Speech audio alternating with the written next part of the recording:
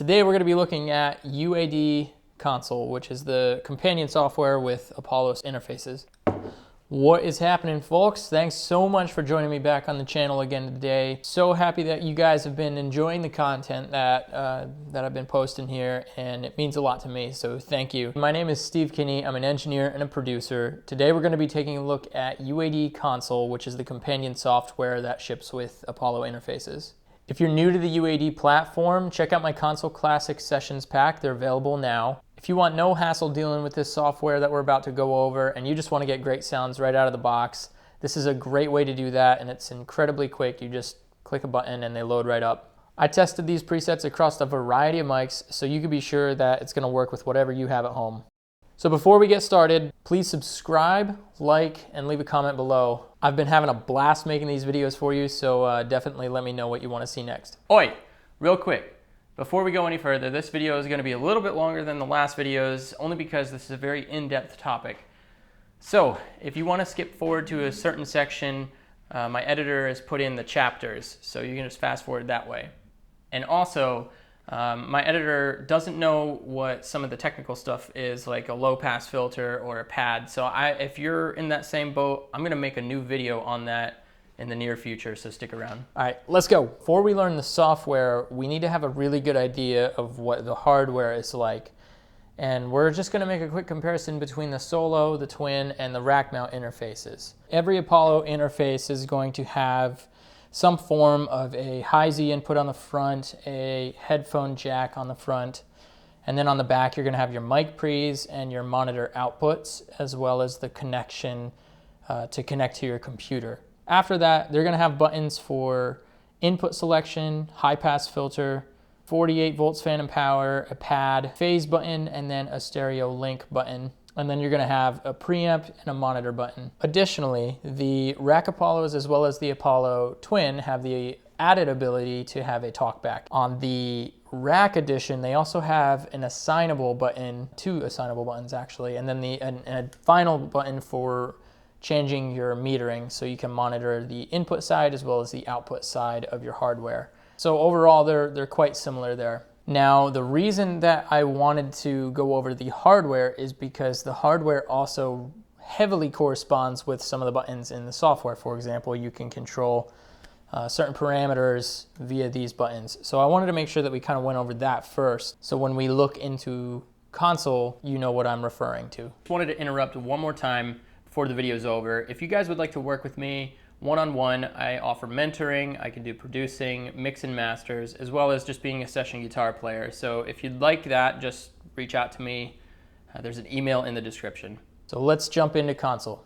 So if you've never worked with console before and this is your first time, it might look intimidating. There's a lot of buttons here and a lot to unpack, but if we break it down section by section, it's quite simple. First part of this breakdown is you're going to have on the left-hand side, you're going to have this menu section. And then if we go from top to bottom, we've got your devices panel. It lets you know what devices that you have connected into the system. You have your main monitoring output. Then you have the channels section face. And then you finally have this bottom bar that displays like your DSP and your tempo and your clock rate. So that's an overall highlight. So let's dive a little bit deeper. Let's dig into the menu. In the menu panel, you'll find 5 main sections. The first section is the menu section. This is where you can load presets or you can save presets, and also remove and disable all plugin parameters. And then you also have some added ability to, for example, show your aux channels. And then you also have the ability to go to each individual setting. Now, I do want to make this pretty clear that some of these buttons, and almost all of them, are also somewhere else in the interface. For example, the overview button, it's right here in this panel. So very rarely do I ever spend any time in this part of the menu. Now, sometimes it's helpful to go to settings, but again, even this settings button can be found right here. So just kind of a word to the wise. And then of course you've got this final help tab here. Moving on, we have the overview section. And in the overview section, you have the ability to look at everything in the channel strip or just the inputs. Now pay attention here.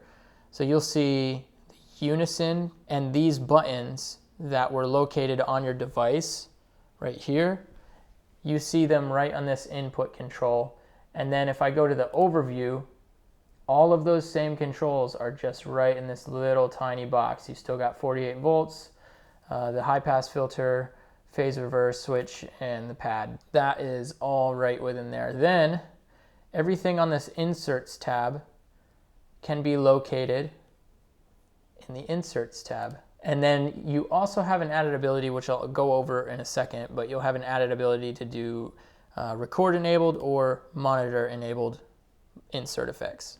And I'll detail that in a little bit. Then you've got your Sends tab, pretty straightforward there. Again, I'll go over that later on. Going back to the overview, you have your modifiers. So how these modifiers work is, let's say I have an instance of an effect, maybe 2 or 3 effects on here, right?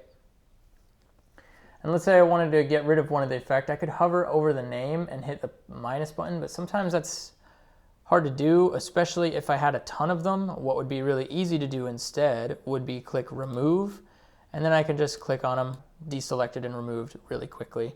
Additionally, I have the option to copy or isolate. Yeah, that's just a quick modifier so you can make adjustments really quickly on the fly. The default parameters button just resets the software to its default parameters. Next, you've got the clip and solo button. The way that that works is if your signal is clipping, you hit this little clear button, clips clear, and then solo clear. Let's say I have something soloed, I can unsolo everything that I have soloed out. So if I solo this and I solo this, hit the clear solo, and then everything is unsoloed. Now soloing, if you don't know what soloing is, it's just to listen to one specific channel. So if I had sound sources coming into everything here, and I wanted to hear something specifically in channel 1, I just hit the solo button, and that's what that does. And then, as I mentioned before, the settings tab, that just loads our settings display. And from here, we can see what hardware is in our system. We can set different parameters like input delay compensation. We can change our clock speed. We can play around with what plugins we have. Now this is a pro tip right here. When your Apollo ships, it has every one of these plugins showing in the list of plugins that you have. And the difficulty there is that if you only have a handful of plugins, then you're going to be scrolling through a bunch of plugins. So this is where you come to hide them all. Okay, so that's the menu panel. Pretty straightforward, easy. The next panel that I want to go to is this show hide panel. If I right click this, I can see all of my devices in my system. So of course I have the Apollo Twin. I've got 2 channels of Apollo Twin here. I've got my Rack Apollo, these 8 channels, and then I've got my Apollo Solo here with these 4 channels there. For the demonstration here, I just wanted to show you a very simple clean view, which would just be the device that I have turned on right now. So I'm gonna click hide offline devices.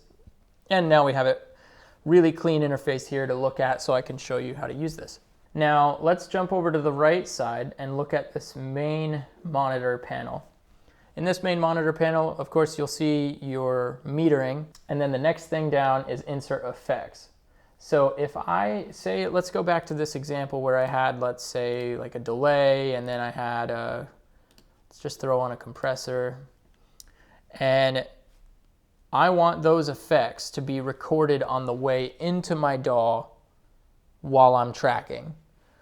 What I'd want to do is I'd want to make sure that UAD record is enabled, because that's going to take this signal in channel 1 and directly send all of that to the DAW. Now, if I had UAD monitor selected, UAD monitor is so like, if I just wanted, let's say I was doing vocals and I just wanted to hear those effects, but I didn't want to record those effects, it's just a monitoring option.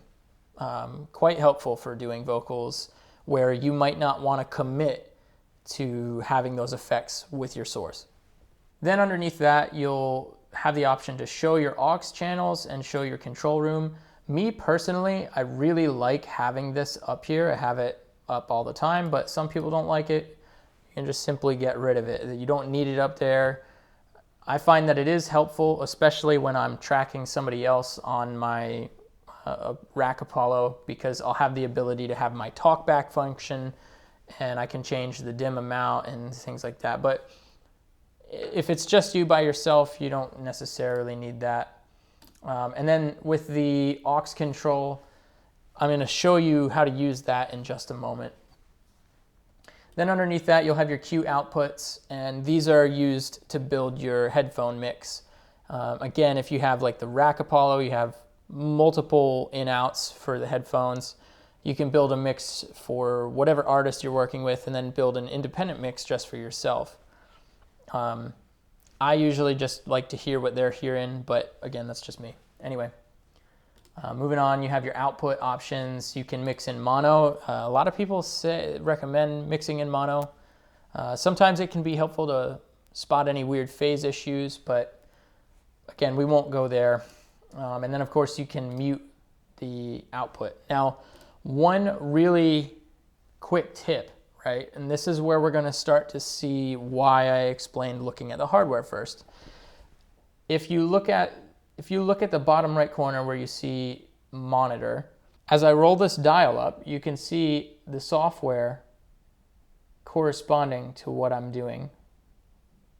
And it'll let you know if you have your button selected there, because as you press monitor on the device, right now it's selected on headphones, but if I click monitor again, you can see that it's now selected and it's corresponding on my hardware, and on the interface you'll see this little green light come on. So that's just letting you know that you are selected with this little wheel. And I can mute it real quick too, which is kind of cool. I just press that down and then now it's muted. Again, the software corresponds. That's great. So if I'm in the middle of a session, I don't have to come back to console to do that. I can just simply press that button and then there we go. So that's that. Let's take a look down at this bottom section real quick. Super simple. Your tempo, you can tap out your tempo. That is a crazy cool, handy tool, and one that I forget to use quite often. But that's just there so that if you have like a delay, you can sync your effects to the tempo of your song or your track, which is pretty cool and pretty handy too. Next, we'll see our sample rate, and this is just letting you choose what sample rate that you record with. Of course, the higher the sample rate, the higher the fidelity. I'm not going to go into that, but you can Google that one, and maybe I'll cover that in a later video. Let me know in the comments if you want me to do that. After that, we have our clock source, internal or word clock. Now, again, probably not going to cover that, and if you are going to change that, you probably aren't watching this video, because most of the time, if you have an external word clock, that's going to be in a really high-end Pro Studio. So I would just leave that alone. And then right next to that, you can see your DSP, your program memory, and memory count of your hardware. And that's just a visual thing. You don't really ever play around with that. So, okay, on to the final topic here. Let's dive into the channels. On to the big shebang here. Let's check out the actual mic pre's and the channel strips. And while we're at it, let's go ahead and pull up the aux channels.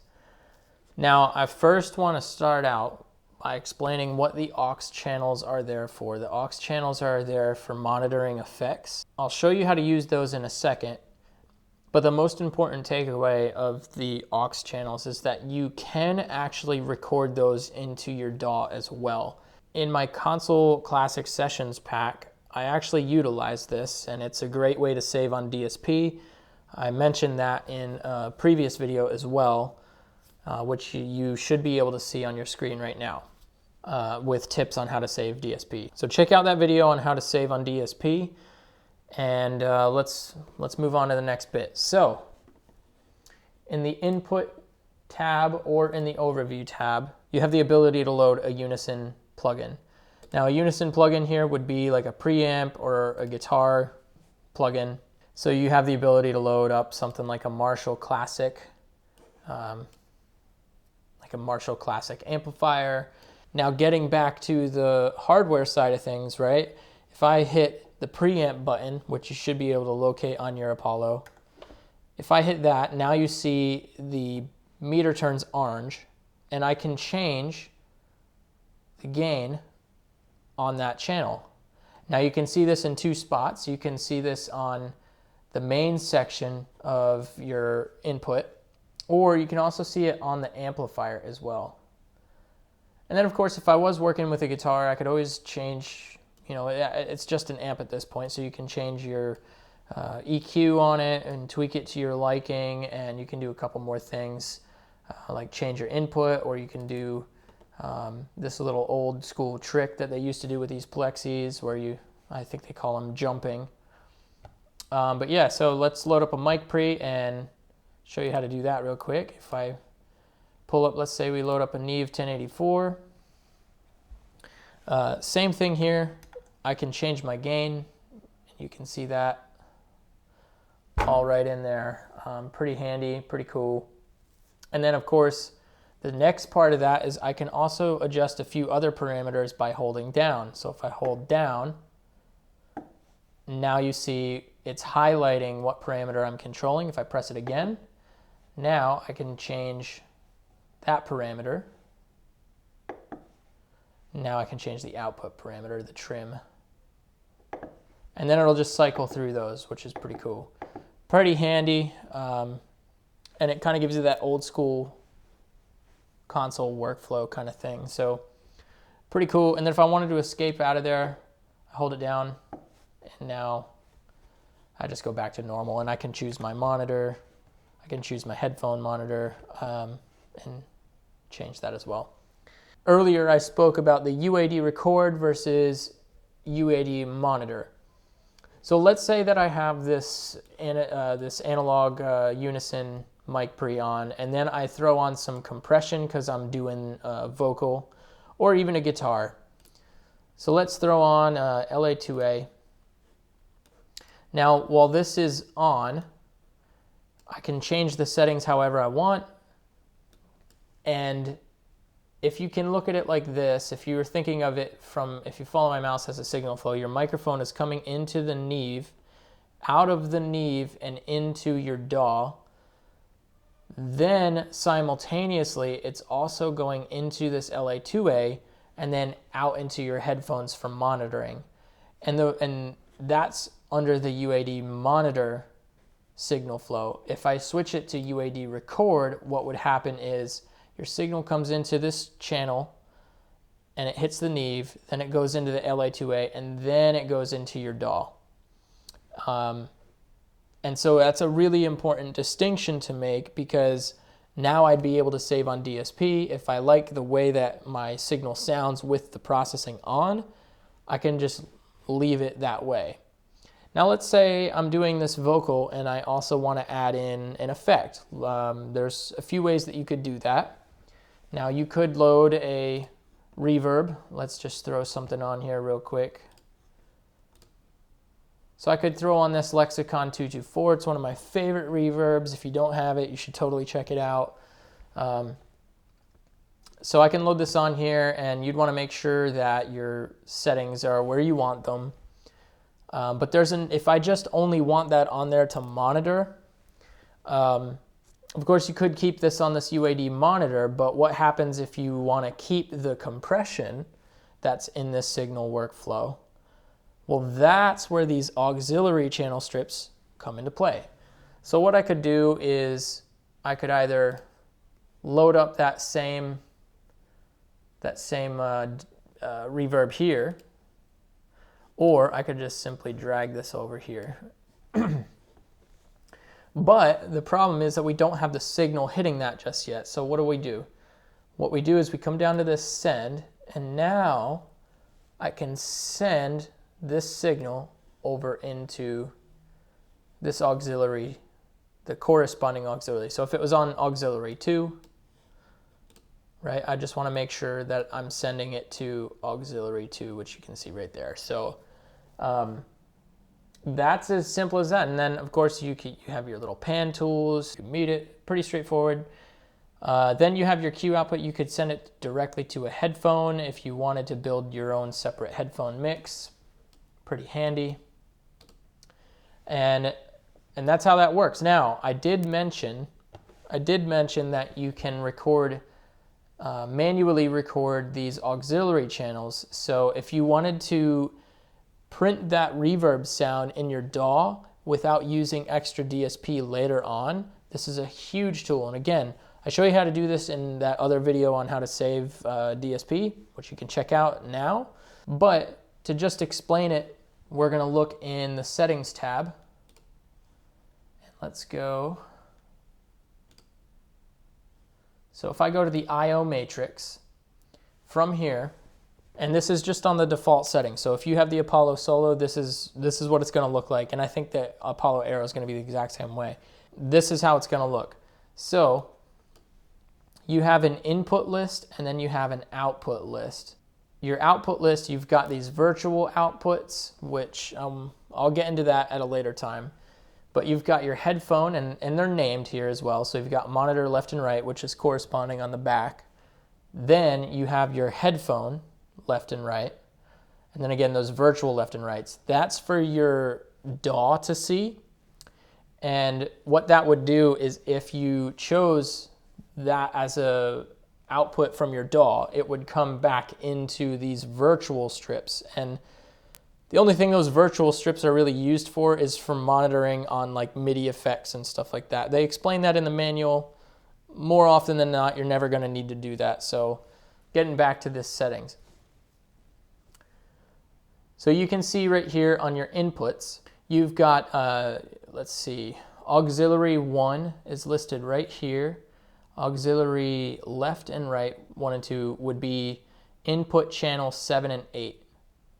So if I wanted to track this lexicon and print it into my DAW on the way in, well, it's on auxiliary 2. So with auxiliary 2, you're going to be looking at channels 9 and 10. So you can always go and refer to this IO matrix if you're not sure what input your signal is going to be coming from, if you wanted to do effects this way. Now, I highly recommend doing your effects this way because it'll save you on the back end so much DSP, especially if you're using the Apollo Solo. It's a huge tip to save on DSP, so you can then later go in and then add more effects or mastering effects. So hopefully that helps give you an idea and a better understanding of console. If you have any more questions, leave it in the comments. I'd be happy to answer any more questions. You could also follow me on Instagram at @stevekinney and just DM me. I'll be more than happy to show you anything that you want to see. I appreciate you guys watching. Please like and subscribe. That really helps me out a whole lot. And if you want to see my Console Classic sessions in action, I've got a video coming out later this week. So again, just subscribe and you'll see it. Thanks for watching so much, guys. I'll see you next time.